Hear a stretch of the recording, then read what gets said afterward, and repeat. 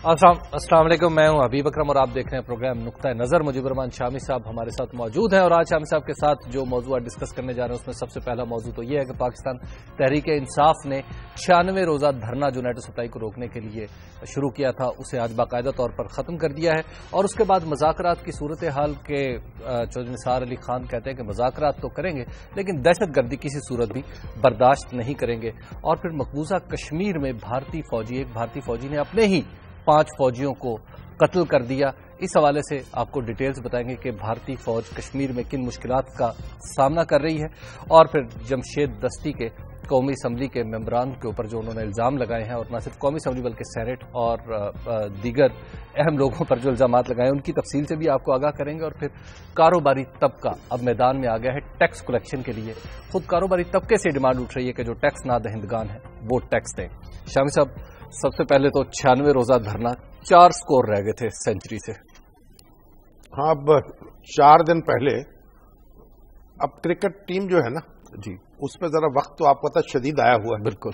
तो ये वो हारते हारते जीत जाती है जी कभी, और जीतते जीतते हार जाती है जी। अभी तो आप देखें ना श्रीलंका के मुकाबले में क्या हुआ।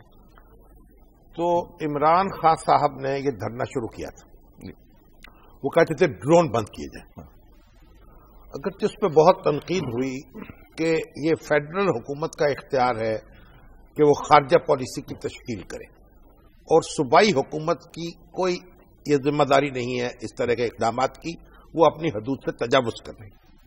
तो इसका हल तो उन्होंने ये समझा कि अपना सूबाई हुकूमत को कहा कि आप पीछे हट जाए और ये काम अपने सियासी कारकुनों को सुपुर्द कर दिए। तो सो पीटीआई के कारकुन और जमात इस्लामी के कारकुन इसे मजहबी फरीजा समझकर अदा करते रहे और जगह जगह धरना देते रहे और नेटो सप्लाई के ट्रक्स को रोकते रहे। इस पर भी तनकीद हुई कि ये तो और तरह की लाकानूनियत है, ये कारकुनों को क्या सबक समझाया जा रहा है और उससे एक मुआशरा जो है उसमें हैजान पैदा होगा। और पहले ही हमारे यहाँ लाकानूनियत जो है वो सर उठा चुकी है और दहशतगर्दी भी लाकानूनियत की एक इंतहाई शक्ल है ना। और ये जो सियासी कारकुनों को इस काम पे लगा दिया जाएगा तो उसके नतीजे अच्छे नहीं होंगे। लेकिन इमरान खान साहब इसका दफा करते रहे। उनका कहना यह था कि ये हमारी बड़ा बका का मसला है क्योंकि ये खैबर पीके जो है इससे बहुत मुतासर होता है और ड्रोन्स की स्ट्राइक्स जो है उसका रद्द-ए-अमल पैदा होता है और रद्द-ए-अमल में हमले होते हैं और बंद कर दे अमेरिका। और एक ड्रोन्स के बारे में एक पेशावर हाई कोर्ट का एक फैसला भी था बिल्कुल, जिसमें उन्होंने कहा गया था कि ये गैर कानूनी है और इनको रोका जाए, वफाकी हुकूमत से कहा गया। उस फैसले का सहारा लेते थे इमरान खान साहब और कहते थे कि वो जो फैसला है उसकी रूह से हम ये काम कर सकते। तो बहरहाल धरना चलता रहा, नेटो सप्लाई रुकी रही और फिर हमने ये देखा कि ड्रोन जो है वो बंद हुए। ठीक, यानी आप अगर पीटीआई के वर्कर हैं तो ये दावा करें या उसके हमदर्द हैं कि भाई इनकी वजह से बंद हुए। मैं क्यों ना करूं वैसे, अगर मैं पीटीआई का वर्कर हूं तो मैं क्यों ना करें ना आप, क्योंकि उसे ड्रोन तो बंद हुए ना। बिल्कुल, फर्क तो पड़ा। और अगर आप मुस्लिम लीग नून के वर्कर हैं तो आप कहिए कि जनाब हमने तो खुद अपील की थी कि मुज़ाकरात के दौरान ये काम ना किया जाए। ठीक, बहरहाल जो भी है वो ड्रोन्स बंद हुए। अब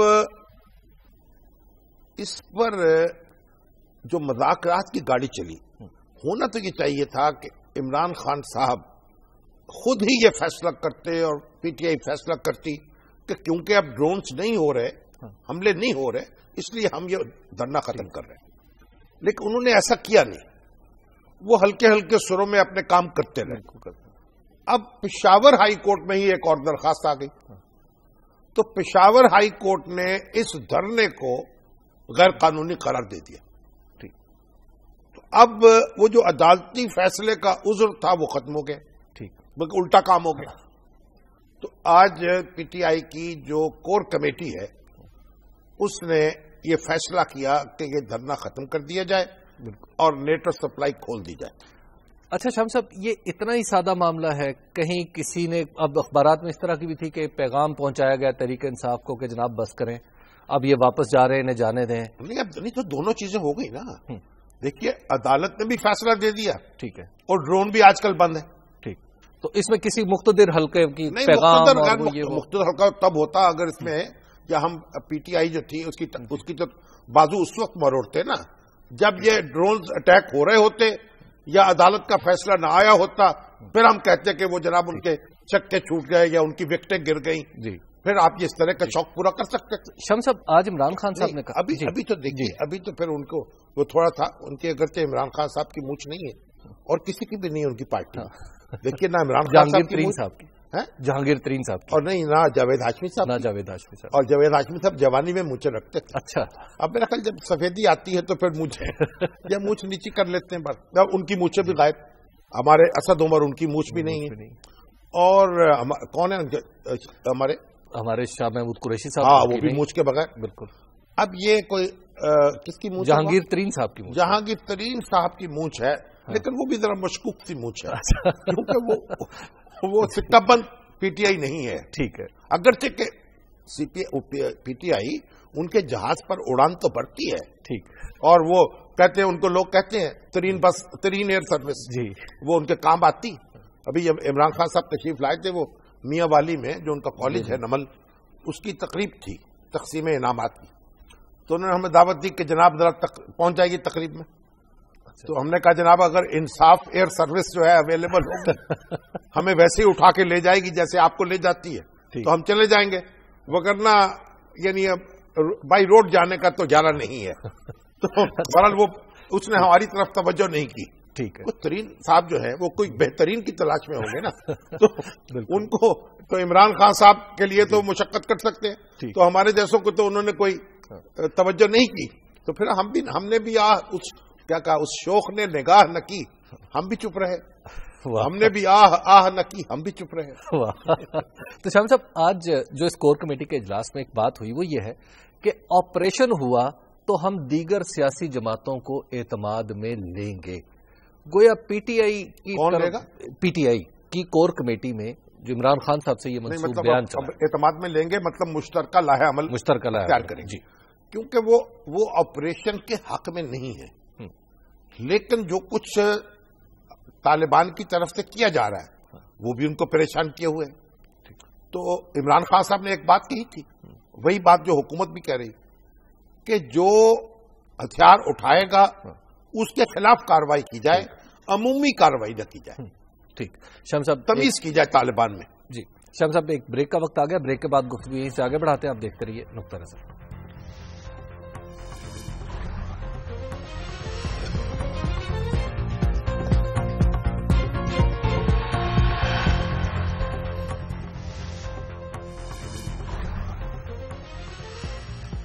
نقطہ نظر میں ایک بار پھر خوش آمدید. بات ہو رہی تھی مذاکرات کے حوالے سے. تو شام صاحب ایک طرف تو عمران خان صاحب کی بات اور دوسری طرف منور حسن صاحب کہہ رہے ہیں کہ اب مذاکرات اگر آپریشن کرنا ہے تو پھر یہ جو دونوں کمیٹیاں گورنمنٹ کی اور طالبان کی کمیٹی ان کو تو آپ بیٹھیں اور ایک دستبرداری اختیار کر لیں مذاکرات سے. انہوں نے پریس کانفرنس کیا. جی بالکل. آج تو اگر وہ یہ پریس کانفرنس نہ کرتے تو ان کا کیا بگڑ جاتا؟ پوزیشن واضح کیجیے. سید منور حسن جو ہے نا وہ اس طرح باتیں کر رہے ہیں، اس طرح اظہار خیال فرما رہے ہیں غیر محتاط طریقے سے کہ جماعت اسلامی کے لیے بھی مشکل ہو رہی ہے، ان کے لیے بھی مشکل ہو رہی ہے. اور تاریخ کے بعض واقعات کے بارے میں تو انہوں نے اس طرح کی بات کہہ دی ہے جس کا بڑا شدید رد عمل بھی ہوا ہے بہت سے حلقوں میں. تو منور حسن صاحب کو یہ مشورہ دینے کی ضرورت نہیں ہے. حکومت مذاکرات ختم کرے یا طالبان کرے، وہ تو زیادہ سے زیادہ یہ کر سکتے ہیں کہ پروفیسر ابراہیم صاحب جو ان کے گھڑے کی مچھلی ہیں، کیونکہ جماعت اسلامی خیبر پی کے امیر ہیں وہ، اور انہوں نے ان سے پوچھ کے منور حسن صاحب سے آپ قبول کی تھی رکنیت طالبانی کمیٹی کی. تو اگر منور حسن صاحب کو اتنی بے چینی اور بیزاری ہو رہی ہے تو وہ ابراہیم صاحب کو کہیں کہ آپ الگ ہو جائے اس پروسیس. ٹھیک. تو اس میں کوئی جلد بازی نہیں کرنی چاہیے. منور حسن صاحب ایک بڑے سرد و گرم چشیدہ آدمی ہیں، بہت پرانے ہیں، یعنی اسٹوڈنٹ پالیٹکس میں رہے، جماعت اسلامی کے بہت یعنی پرانے لوگوں میں سے ہیں، سینئر لوگوں میں سے. قاضی حسین احمد صاحب سے سینئر ہیں جماعت. اچھا. مگر ان کی جو ابتدائی زندگی ہے نا وہ گزری ہے NSF میں. اچھا. اس کے اثرات میرا خیال میں کچھ نہ کچھ کہیں نہ کہیں آ جاتے ہیں. تو منور صاحب کو اتنا اضطراب کھانے کی یا دکھانے کی کیا ضرورت ہے؟ ٹھیک. اور ابھی بڑی دلچسپ بات میں بتاؤں آپ کو، ہمارے ڈاکٹر حسین پراچا صاحب ہیں جی، تو وہ فریدہ پراچا صاحب کے بڑے بھائی ماشاءاللہ بڑے دانشور ہیں، انگریزی عربی کے دونوں کے زبانوں پر اردو پہ دسترس رکھتے ہیں، سعودی عرب میں رہے برسوں، پڑھاتے رہے انگریزی وہاں عربوں کو، اور ان سے عربی سیکھ کے واپس آ گئے. تو وہ جاوید ہاشمی صاحب سے ملے اور انہوں نے بڑی دلچسپ بات کوٹ کر دی. انہوں نے کہا جاوید ہاشمی صاحب نے کہا کہ جماعت اسلامی جو ہے نا 2008 میں قاضی حسین احمد صاحب نے جو انتخابات کا بائیکاٹ کیا تو 50% جماعت اسلامی کو ختم کر دیا. ٹھیک. اور باقی جو 50% رہ گئی تھی وہ 2013 میں منور حسن صاحب نے جو پالیسی اختیار کی گو مگو کی، نہ ادھر نہ ادھر، اور وہ اس نے باقی 50% کا کریا کرم کر دیا. تو جماعت اسلامی کی سیاسی ساکھ جو ہے بقول جاوید ہاشمی صاحب کے وہ یہاں پہنچی ہوئی ہے. تو بہرحال منور حسن صاحب کو چاہیے کہ وہ ذرا ٹھنڈے دل سے رد عمل کا اظہار کیا کرے. اور یہ طالبان کا جو موضوع ہے ایک محتاط طریقے سے بات کرنے کا موضوع ہے. لیکن شام صاحب ایک کنفیوژن تو ہے نا، کبھی جیٹ طیارے جاتے ہیں، کبھی گن شپ ہیلی کاپٹرز جاتے ہیں، اور مذاکرات بھی بند ہیں، اور پھر یہ بھی کہتے ہیں آپریشن بھی نہیں ہے. مذاکرات کی تو یہ خبر بھی آ رہی ہے کہ چپ کے مذاکرات ہو رہے ہیں. اچھا. اور جناب وزیر داخلہ جو ہے وہ کمیٹیوں سے مل رہے ہیں. ٹھیک. دیکھیے مذاکرات کے دروازے نہ طالبان نے بند کیے نہ حکومت نے بند کیے. ٹھیک. اور یہ کہا ہے کہ جہاں کہیں کوئی انتہائی کارروائی ہوگی اس کا جواب دیا جائے گا. تو گورنمنٹ کی پوزیشن یہ ہے، یعنی ایک ہاتھ جو ہے وہ آگے ہے ان کے لیے جو ہاتھ بڑھانا چاہتے ہیں، ٹھیک ہے، اور ایک ہاتھ تیار ہے ان کے لیے جو ہاتھ دکھانا چاہتے ہیں. ٹھیک. تو یہ ایک پیچیدہ معاملہ ہے، اور کوئی ایسے یہ زگ زیگ ہے، ٹھیک، پھول بلیاں ہیں. تو اس میں کیا ضرورت ہے کہ آپ توقع رکھیں کہ زناٹے دار بس فراٹے بھرتے ہوئے جائیں گے اور مقاصد حاصل کر لیں گے. انٹرنیشنل میڈیا کہہ رہا ہے کہ اینی ٹائم آپریشن جو ہے. انٹرنیشنل میڈیا کے اپنے معاملات ہیں، ہمارے اپنے ہیں، لیکن ہمیں جہاں سیکورٹی کے معاملات ہو نا وہاں پھر آپ کو بڑی احتیاط سے بات کرنی پڑتی ہے. جو پوزیشن ہے نا حکومت کو، ویسے تو حکومت کو چاہیے کہ یہ اپوزیشن پارٹیز کو بھی بلا لے، اعتماد میں لے، کوئی حرج نہیں ہے. اور وزیر اعظم نے کہا بھی ہے، بالکل، اور منور حسن صاحب کو بھی اعتماد میں لینا چاہیے. لیکن منور حسن میرے تو بھائی ہیں، آپ پتہ نہیں بڑے ہیں یا چھوٹے ہیں، مگر بڑے ہی ہیں. ٹھیک، بڑے ہیں مجھ سے، کیونکہ میں تو ابھی ابتدا میں تھا تو وہ انتہا پہ تھے. اچھا. جب اسلامی جمعیت طلبہ کے ناظم اعلیٰ تھے. ٹھیک. تو ان کے بس ایک مؤدبانہ سی گزارش ہے، ٹھیک، کوئی ایسی جلدی کی ضرورت نہیں ہے، بس ذرا دیکھیں حالات کو. شام صاحب اگلی خبر ہے اور وہ ہے مقبوضہ کشمیر کے حوالے سے. مقبوضہ کشمیر میں ایک بھارتی فوجی نے اپنے ہی فوجیوں کو مار دی. ہاں، 5 اپنے ساتھیوں کو مارا اور پھر خودکشی کر لی. دیکھیں یہ اس طرح کے واقعات جو ہے نا یہ بھارتی فوج میں کئی ہو چکے ہیں. بالکل، کہ فوجی جو ہیں ایک دوسرے کی فائرنگ سے مارے گئے. اور جو لوگ اعداد و شمار اکٹھا کرتے ہیں وہ کہتے ہیں کہ 1 لاکھ میں سے 13 واقعات، جی، یعنی 13 فی لاکھ، ٹھیک ہے، اس طرح کے بھارتی فوج میں ہو جاتے ہیں. اچھا. اور 50% ان میں ہوتے ہیں مقبوضہ کشمیر میں. Cost of occupation. ہاں جی. دیکھیے بات یہ ہے کہ اس سے آپ اندازہ لگائیں کہ کس قسم کی ٹینشن ہے ان لوگوں کو جو فوج وہاں بیٹھی ہوئی ہے نا. جی. پہلی بات تو یہ مقابل میں کوئی فوج نہیں ہے. ٹھیک ہے. اگر آپ سامنے فوج ہو، یہ بھی جو بڑے ماہرین کہتے ہیں، ماہرین حرب جو ہے، جی جی، کہ جب فوج مقابل ہوتی ہے نا، دشمن مقابل ہوتا ہے، ٹھیک ہے، تو آپ کے اعصاب جو ہیں وہ تن جاتے ہیں اور آپ اس کا مقابلہ کرتے ہیں. الرٹ رہتا ہے، الرٹ رہتا ہے، اور آپ اس میں انوالو ہو جاتے ہیں. جب دشمن نظر نہ آ رہا ہو، کبھی یہاں سے نکلے کبھی وہاں سے نکلے، اور بظاہر کوئی دشمن آپ کا نہ ہو، تو پھر آپ کے اعصاب ڈھیلے پڑ جاتے ہیں. پھر اگر ایسی کوئی کارروائی ہو جائے، کوئی بچہ نشانہ بن جائے، کوئی عورت نشانہ بن جائے، کوئی آپ کی فائرنگ سے معصوم لوگوں کو نقصان پہنچ جائے، پھر انسان جو ہے نا، بالکل، وہ کیا کہتے ہیں کہ دل ہی تو ہے نہ سنگ و خشت، جی، درد سے بھرنا آئے کیوں. جی. تو بھارتی فوجی جو ہیں وہ بھی تو اسی طرح گوشت پوست کے بنے ہوئے جیسے ہم ہیں. بالکل. اور وہ ان کا گوشت پوست بھی ہمارا ایک ہی جیسا ہے، ایک ہی مٹی سے اٹھا ہوا. جی. تو آپ وہ بھی ان کے دل بھی تو روتے ہوں گے نا. ویسے شام صاحب اس حوالے سے ہماری اپنی فوج جو ہے پاک فوج ہماری بہتر نہیں ہے کہ فوج تو ایک اور طرح کی کریڈ ہے نا. یہ خاص ہے, اپنی ملت پر قیاس اقوام مغرب سے نہ کر, خاص ہے ترکیب میں قوم رسول ہاشمی. ہماری فوج تو اپنا ایک ہدف رکھتی ہے, جذبے میں بیٹھی ہے جہاد, اور اس کے ٹارگیٹس کلیئر ہیں, اس کے ڈپریشن نہیں ہوتا اس کے فوجیوں کو. اچھا, وہاں ڈپریشن بھی ہو جاتا ہے, وہ غصہ بھی آ جاتا ہے. بالکل. اور اس میں انہوں نے اپنے ہی 5 ساتھیوں کو گولی کا نشانہ بنایا اور خود بھی اپنے آپ کو گولی مار لی.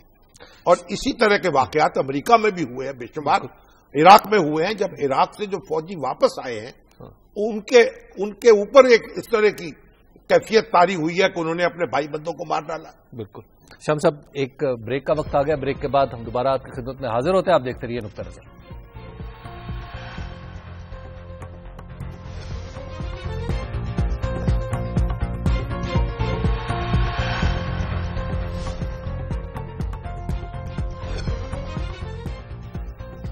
نقطہ نظر میں ایک بار پھر خوش آمدید. بات ہو رہی تھی فوجی فریٹریسائڈ جسے کہتے ہیں کہ ایک دوسرے کو جو مار دیتے ہیں. شام صاحب بھارت میں یہ ہوا اور امریکہ میں آپ بتا رہے تھے یہ دونوں جگہ پہ بغداد. اصل میں جو نوبل کاز ہے نا جی, اس کا بھی بڑا اثر ہوتا ہے.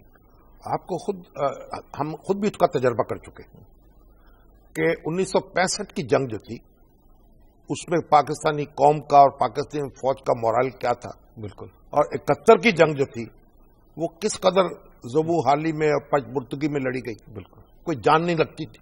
تو جو کاز جو ہے جب نوبل نہ ہو یا واضح نہ ہو اور اس کے اثرات بھی مرتب ہوتے ہیں. بالکل. تو اتنی فوج وہاں موجود ہے کشمیریوں میں, وہ فوجی آنکھوں سے دیکھ رہے ہیں. کشمیری جو ہیں اپنے آپ کو بھارت کا حصہ نہیں سمجھتے. بالکل. اور ہر لہجہ ان کو اس حقیقت کا سامنا کرنا پڑتا ہے. تو اس کے اثرات بھی مرتب ہوتے ہیں, نفسیاتی خلجان ہوتا ہے, مریض بن جاتے ہیں. بالکل. شام صاحب اگلی خبر کی طرف چلتے ہیں, اور اگلی خبر ہے ہمارے دوست جمشید دستی صاحب کے حوالے سے. انہوں نے بڑے زوردار الزامات لگائے ہیں. کیا فرمایا انہوں نے؟ میں آپ کو سنائی دیتا ہوں. پارلیمنٹ کے اپنے ساتھیوں کے بارے میں. جی میں آپ کو سنائی دیتا ہوں, دہرانا ذرا مشکل ہے میرے لیے. چلیے سنا دیتے. جی بتائیے جمشید دستی صاحب نے کیا الزامات لگائے؟ ایسی دور دراز سے لڑکیاں آتی ہیں اور اتنی بے شرمی کا, اور یہاں مجرم بھی ہوئے ہیں, اور یقیناً میں نے کوئی ایسی کسی پہ الزام نہیں لگایا. اس پہ میرے پاس ویڈیو بھی ہے, وہ میں اسپیکر کو دوں گا, ہو سکتا ہے آپ تک بھی آ جائے. حکومتی لوگ کہتے ہیں مجرے زیادہ. دیکھو جی, میں کہتا ہوں جی اللہ تعالیٰ جانتا ہے, سب اس میں بہت سارے لوگ ملوث ہیں کہ ان کی انکوائری ہونی چاہیے. اسپیکر کی ذمہ داری بنتی ہے, اور پولیس چپ ہے. اور مجھے ایک ڈی ایس پی اب وہاں سے چلے گئے ہیں, میں نے اس پہ سوال کیا کہ یار یہ جو آ رہی ہیں لڑکیاں اور یہ شرابیں, آپ نے اللہ کو جان ہی دینی. ایک غریب آدمی بیچارہ چھوٹا سا جرم کر اس کو لٹکا دے. تو کہتے ہیں ہمارے ضمیر مر چکے, ہم مردہ لوگ ہیں, مجبوری ہے, اور ہم اپنے آنکھوں سے دیکھ رہے ہیں کہ یہ دھندے ہو رہے ہیں. خواتین کہاں سے آتی ہیں؟ دیکھو باہر سے آتی ہیں, بڑے جہاں دلال ابھی بھی موجود ہیں, پھرتے ہیں لاجز میں پھر رہے ہیں. جتنے پارلیمنٹیرین بیٹھے ہیں ان کے ٹیسٹ کرا لیں. جی شاہ صاحب آپ نے سن لیا کہ جمشید دستی صاحب کیا فرماتے ہیں. اصل میں قرآن کریم کا حکم ہے کہ جب تمہارے پاس کوئی فاسق کوئی خبر لائے تو تصدیق کیے بغیر اسے آگے نہ پھیلایا کرو. ٹھیک. تو ان کا فسق تو ثابت ہو چکا ہے. دستی صاحب کا وہ کیسے؟ وہ ڈگری جو تھی ان کی. جی بالکل. ہاں وہ تو ان کا مدرسے کا پڑھا ہوا, سپریم کورٹ نے کہا سنائیے آج, تو ان کو جناب نہیں آئی تھی. جی. پھر تو وہ ٹیکنیکل نقطوں سے وہ ان کو اجازت دے دی کہ الیکشن لڑنے کی. اور پھر ان کے بارے میں تو شہرت یہ ہے کہ وہ تیل وصول کرتے ہیں وہ ریفائنری والوں سے. جی.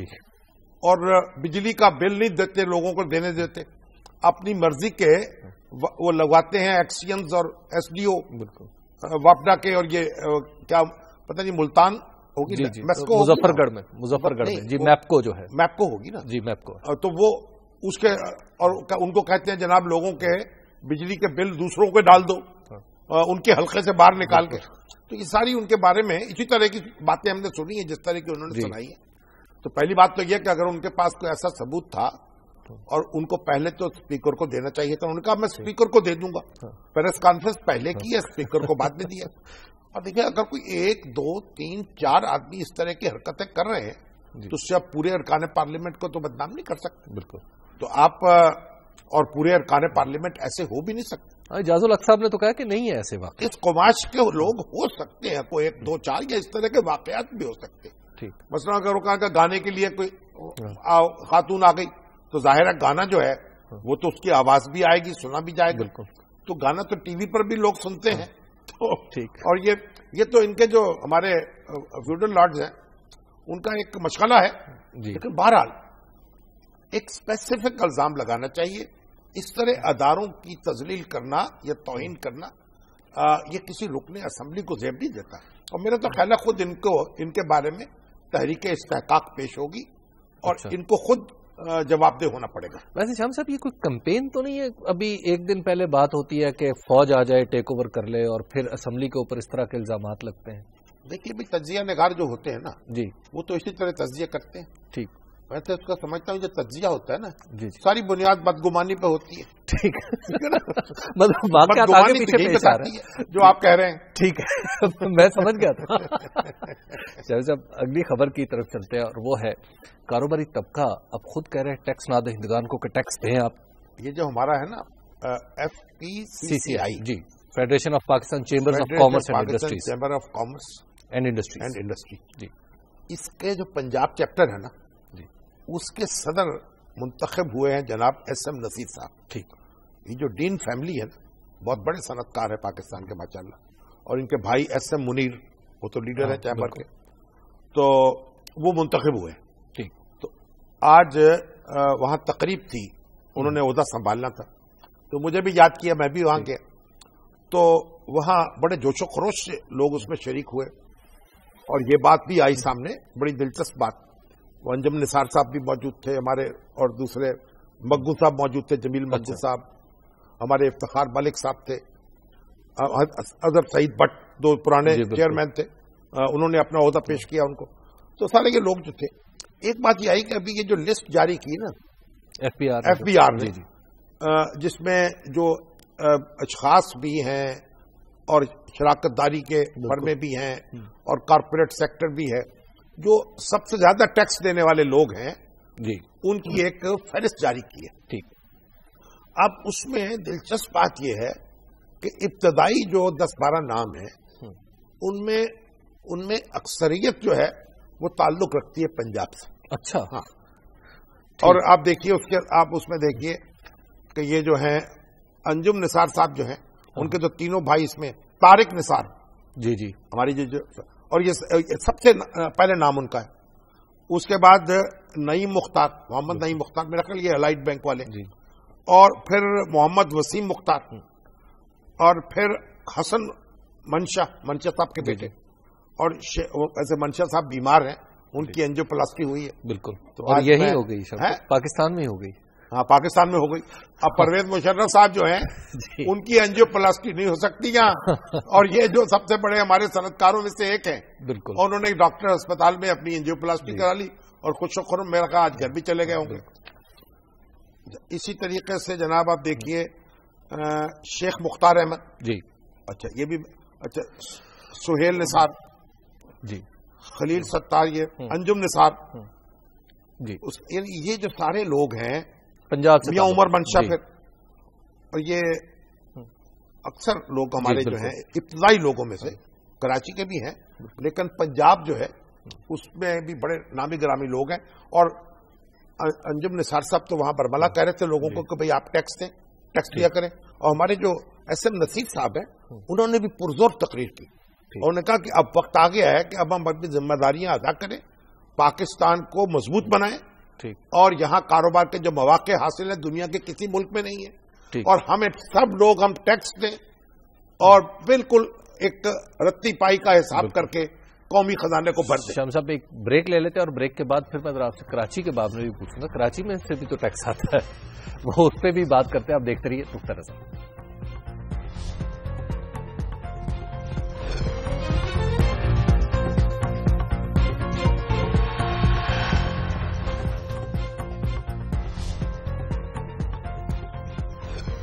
نقطہ نظر میں ایک بار پھر خوش آمدید. ابھی آپ کے سوالات بھی لیتے ہیں, لیکن ہم جو بات کر رہے تھے کہ ٹیکس کلیکشن کی, تو شام صاحب یہ کوئی نسبت تبدیل ہو رہی ہے پنجاب اور کراچی یا نہیں, مطلب یہاں سے بھی دیکھیں انڈیویجل جتنا بڑا بزنس سینٹر ہے کراچی جی وہاں تو سارے اتنے انڈیویجولس ہونے چاہیے جو بڑا بڑا ٹیکس بالکل وہ مطلب وہ پرسنٹیج نظر نہیں آئی اس فہرست میں. ٹھیک تو گویا ٹیکس دینے کا کلچر وہاں کم ہے لگا ایسے. بالکل کوئی کسی کی توہین مقصود نہیں ہے. اور دوسری بات یہ دیکھیے کراچی تو ہمارا وہ دل ہے نا معاشی دور معاشی, جیسے بمبئی ہے انڈیا کا, تو ممبئی اب وہ وہاں ہیڈ آفیسز ہیں اکثر, پھر وہاں یعنی بڑی بڑی کمپنیز کے وہ وہاں ٹیکس دیتے ہیں. پھر اب اس طرح آپ دیکھیے جو پورٹ ہے جو اکثر جو امپورٹ ہوتی ہے اس کا ٹیکس وہاں لیا جاتا ہے. تو ہمارے دوست کہتے ہیں کراچی اتنا ٹیکس کلیکٹ کرتا ہے. کراچی ٹیکس کلیکٹ کرتا ہے لیکن وہ پورے بزنس پورے ملک میں ہو رہا ہوتا ہے, صرف کراچی میں نہیں ہو رہا ہوتا. چیزوں کو صحیح تناظر میں دیکھنا چاہیے. خدا نہ خاصہ کو کراچی کی کوئی ہمیں کوئی ہوتا نا, کراچی بھی ہمارا ویسا ہی شہر ہے جیسا لاہور ہے. امن و امان کا میں تو کراچی میں جوانی گزاری ہے, مجھے تو کراچی اب بھی یاد آتا ہے. آج کراچی کا بڑا افسوسناک واقعہ, وہاں علماء کے مطلب قتل کیا, علماء کو قتل کیا گیا اور 2 مسالک کے علماء جو ہیں وہ جاں بحق ہوئے ہیں, شہید ہوئے ہیں. اللہ تعالیٰ ان کی مغفرت کرے. اور یہ جو ٹارگٹ کلرز ہیں نا, جب تک چن چن کر ان کو پکڑا نہیں جائے گا اور تحقیق نہیں کیا جائے گا اس وقت تک کام نہیں, سکون نہیں آئے گا. اچھا اب شام صاحب سوالات کی طرف پہلے سنیے جی, وہ جو کل ایک شعر تھا وہ وسیع شاہ نے بھیجا. جی جی جی. تو اب وہ اس وقت رومن کی وجہ سے پڑھا نہیں جا رہا تھا. تو جب پروگرام ختم ہوا تو ہمارے چودھری اعجاز صاحب ہے منڈی بہاؤدین کے, ان کا فون آیا, جناب یہ شعر یوں ہے اور یہ انڈیا کے ایک شاعر ہے ان کا ہے. اچھا, وسیع شاہ کا شعر نہیں ہے, انہوں نے کسی کا شعر بھیجا. میں نے کہا یار اب اس کے بعد میں نے خود بھی پڑھ لیا تھا رومن. جوڑ کر کے ہاں, راز تو کیا ہوئے وہ لوگ کہ آتے جاتے, راز تو کیا ہوئے وہ لوگ کہ آتے جاتے, میرے آداب پہ کہتے تھے کہ جیتے رہیے. واہ واہ, بالکل. شام صاحب ہمارے ساتھ فون لائن پہ ہیں سکندر صاحب کوئٹہ سے. اچھا آپ دیکھیے ایک نوشین سعید صاحبہ ہیں جی, انہوں نے کہا یہ جو سید صاحب منور حسن صاحب, ان کو شاید کوئی یعنی یہ جو تقریری ڈائریا ہو گیا ہے. سکندر صاحب ہے جی, یہ کیپٹن عمیر بھی ہیں, وہ سنتے ہیں, وہ کہتے ہیں جناب دستی صاحب جو ہیں وہ غلط نہیں کہہ رہے. بھائی کیپٹن عمیر بھی ہیں, آپ تو بڑے تبلیغی جماعت کے اور ڈاکٹر سرار احمد کے, وہ شہادت پر بات ہوتی ہے, بالکل عمومی الزام نہیں لگایا کرتے. اللہ اور اس کے رسول کے احکامات کو پیش نظر رکھیں. تو شام صاحب سکندر صاحب سے بات کر لیں کوئٹہ سے ہمارے ساتھ. جی السلام علیکم سکندر صاحب. جی وعلیکم السلام سر. چلیں گے نہیں, آپ بات کر رہے ہیں جناب شامی صاحب سے, آپ کیا آواز نہیں آ رہی؟ جی سر شامی صاحب سے بات تو. ہاں جی فرمائیے. جی سر یہ آج عمر اکمل نے سینچری بنائی اور وہاں پہ ان کے جو ہے سیشن کورٹ سے ان کے وارنٹ گرفتاری جاری. کوئی حرج نہیں ہے. سینچری بنانے کا مطلب یہ نہیں ہے کہ اگر آپ نے کوئی کاروائی کی ہے خلاف ورزی کی قانون کی تو کاروائی نہ ہو. عمر اکمل صاحب اپنا دفاع کریں اور جو ان کو جو پولیس والے ہیں وہ اپنا دفاع کریں. تو قانون سب کے لیے برابر ہونا چاہیے. ہمیں کوئی اس میں کوئی بےعزتی نہیں ہے کسی کی. ایاز صاحب لاہور سے. جی السلام علیکم ایاز صاحب. السلام علیکم سر. وعلیکم السلام سر. شامی صاحب سے ملنا ہے. جی آپ بات کر رہے ہیں, فرمائیے جناب. ہاں جی سر, فرمانا یہ تھا جیسے عمران خان صاحب نے کام کیا ہے نا, ڈرون حملے بند کرائے ہیں. ہاں جی, ایسے طالبان وہ کر رہے ہیں نا, یہ بھی بند ہو سکتا ہے 15 دن کے اندر.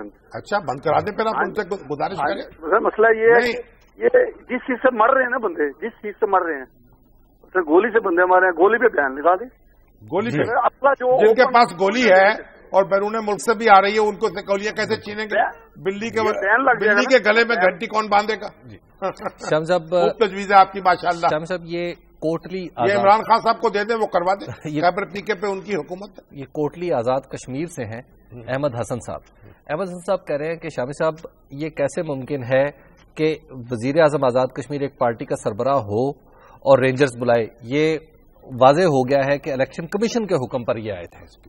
اچھا نہیں, وہ الیکشن کمشنر صاحب جو ہیں وہ کشمیر لنک اخبار ہے, اس میں کشمیر کی خبریں چھپتی ہیں بہت. جی وہ میں ان کا آج میں نے پڑھا ہے ان کا انٹرویو. جی انہوں نے کہا جناب رینجرز میں نے بلوائے ہیں, ٹھیک, الیکشن کمشنر نے, اور کوئی ہنگامہ نہیں ہوا اور بڑا امن و سکون رہا, اور رینجرز کسی پولنگ اسٹیشن کے اندر نہیں گئے. اب یہ وہ بات وہ کہہ رہے تھے, تب اندازہ لگا لیجیے. تو شام صاحب اگلا سوال ہے یہ جی اجمل ایڈوکیٹ صاحب ہیں، انہوں نے بڑی دلچسپ بات کی ہے، ان کے شامی صاحب پنجاب میں پروسیکیوٹر جنرل کا تقرر کیوں نہیں ہو رہا؟ ہاں وہ تو ایک قائم مقام ہے صاحب لگے ہوئے ابھی تک. اچھا ہاں ابھی یہ دیکھیے یہ جو آج CRSS ہے این جی او جی اور ایک پنجاب پروسیکیوشن ڈپارٹمنٹ ہے، یہ امتیاز گل صاحب ہیں ان کی ہے این جی او. اچھا اور یہاں اس کے پنجاب کے صدر ہیں ہمارے تنویر شہزاد، ہمارے کولیگ رہے امتیاز نوجوان بڑے، آپ کے وہ کولیگ رہے، ہمارے کے برخوردار ہیں، ہمارے ساتھ کام کرتے رہے یا میں ان کے ساتھ کام کرتا رہا تنویر شہزاد. تو یہ پنجاب پروسیکیوشن ڈپارٹمنٹ کے سلسلے مل کے سیمینار کیا ہوتا ہے، اس میں بتایا کہ جناب اس نے اپنے اکیڈمی قائم کی ہے، ٹریننگ کر رہے ہیں، پروسیکیوٹرز کو تربیت دے رہے ہیں اور نقشہ بدل جائے گا اور تفتیش جو ہے وہ مقدمہ چلنے سے پہلے وہ کلیئر کیا کریں گے کہ چلنے کے قابل ہے کہ نہیں ہے. اب یہ ساری باتیں کہی گئی وہاں، اچھی بات ہے اگر ایسا ہو جائے کہ پولیس جو ہے اور ان کے درمیان بھی ایک سونا معاہدہ بھی ہو گیا تو دونوں مل کے کام کریں تو لوگوں کو سکون ملے کو، عدلیہ بھی، تفتیش، ایویڈنس جی اور پھر عدلیہ، تینوں مل کے نا یہ تین عناصر ہو تو بنتا ہے تو بچتا ہے مسلمان. صاحب خلیل صاحب سرائے عالمگیر سے ہمارے ساتھ. جی السلام علیکم خلیل صاحب. جی السلام علیکم. وعلیکم السلام. جی میرا شامی صاحب سے یہ سوال ہے کہ پشاور ہائی کورٹ سے بڑی کورٹ جو ہے وہ اللہ تعالیٰ کی کورٹ ہے. عمران خان صاحب جناب بات سنیں، پشاور ہم اس وقت اللہ تعالیٰ کی کورٹ میں تو ہم سب پیش ہونے والے ہیں، تو آپ اللہ تعالیٰ کی کورٹ میں تو نہ آپ وکیل ہیں اس کے نہ پروسیکیوٹر ہیں نہ میں ہوں جی، تو وہ بات چھوڑیے، دنیا کی عدالت پر اس وقت رہیے. اب عبد العلیم صاحب ہے ہمارے ساتھ. جی السلام علیکم. وعلیکم السلام. جی جناب شامی صاحب سے ایک سوال عرض کرنا چاہتا ہوں. جی جی فرمائیے. شامی صاحب وعلیکم السلام. جی آواز نہیں آ رہی بھائی آپ کی. اچھا یہ جو پروسیکیوشن کا ڈپارٹمنٹ ہے نا، اس کے جناب وزیر اعلیٰ کے مشیر ہیں جناب رانا مقبول صاحب، جی جی مقدس اللہ العالی، ٹھیک ہے، جو آئی جی رہے جناب بلوچستان اپنا سندھ کے، وہ جن پہ الزام ہے، جن کے درپے تھے جناب ہمارے زرداری صاحب، ان سے بچ گئے. بالکل. اب دیکھیے اب کیا جوہر دکھاتے ہیں وہ، ویسے محنتی آدمی ہے، ہمت والے. شام صاحب ہمارے آج کے پروگرام کا وقت ختم ہو گیا ہے، تو اپنے ناظرین سے اجازت لیتے ہیں. آئندہ منڈے تک کی، منڈے کو انشاءاللہ دوبارہ ملاقات ہوگی. اللہ نگہبان.